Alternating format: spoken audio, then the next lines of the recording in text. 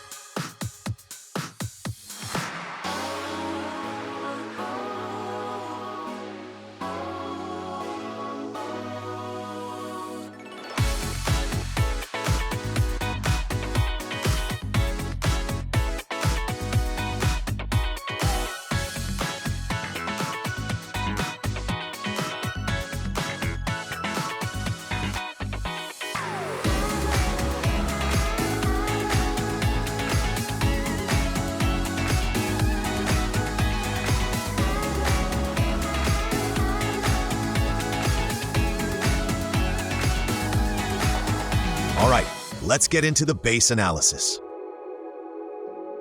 As always, the Town Hall is placed right at the center of the base.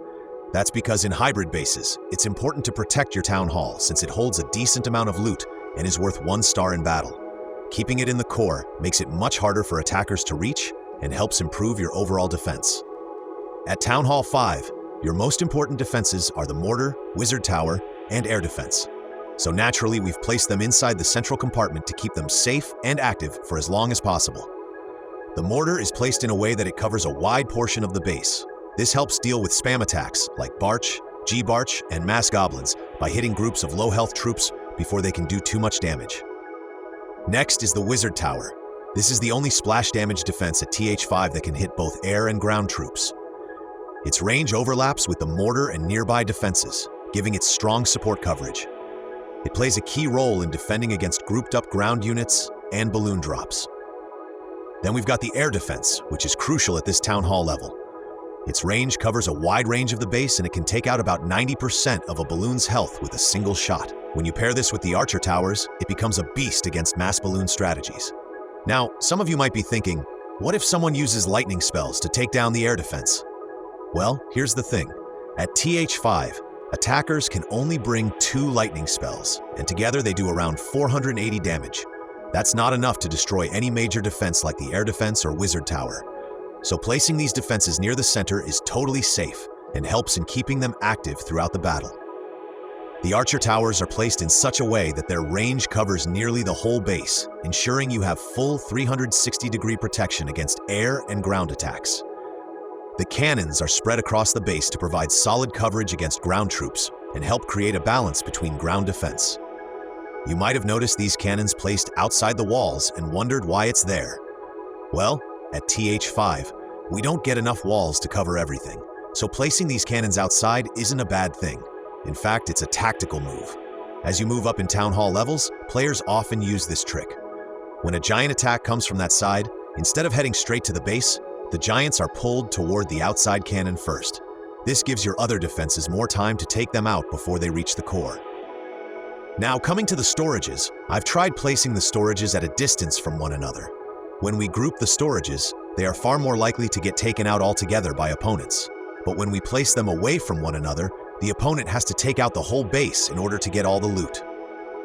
We've also placed the storages alternately, so that even if the opponent takes out this portion of the base, we don't lose all of the storages of the same type of resource. For example, if we put all of the gold storages on this side of the base, the attacker can take almost all of your gold simply by taking out this portion of the base. And if we are losing loot, it is better to lose it in a balanced way, rather than losing all of the loot of one kind of resource, so we arrange them alternately, much like our base. Now coming to the placement of the traps, we have placed those spring traps there for taking out some giants when someone attacks from these sides, and those bombs out there so that they can take out the wall breakers, which can potentially ruin attackers' funnel, as the troops wouldn't be able to go inside the base, and they'll end up going for the outer trash buildings, which will end up ruining the attack. Those air bombs are placed there after observation of so many attacks on this base, and they reduce the health of balloons, which directly helps our air defense. Coming to the outer buildings, I've placed them alternatively, such as avoiding placing the same type of collectors close to one another. I see most people not putting enough thought into those outer buildings, so they end up placing the same type of collectors all together. These collectors become an easy target to attackers when placed together, so it's important to spread them out to make it harder for opponents to take them out. That's it for the base analysis. One more thing, this base is good enough on its own, but make sure you have something in your clan castle for the defense, because at lower town halls, defensive clan castle troops are an integral part of the defense.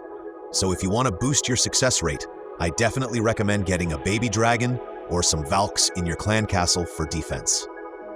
That's it for this video. Now go straight to the description. I've left a copy link for this base in the description so that you guys can easily copy this base. I'll see you guys in the next one.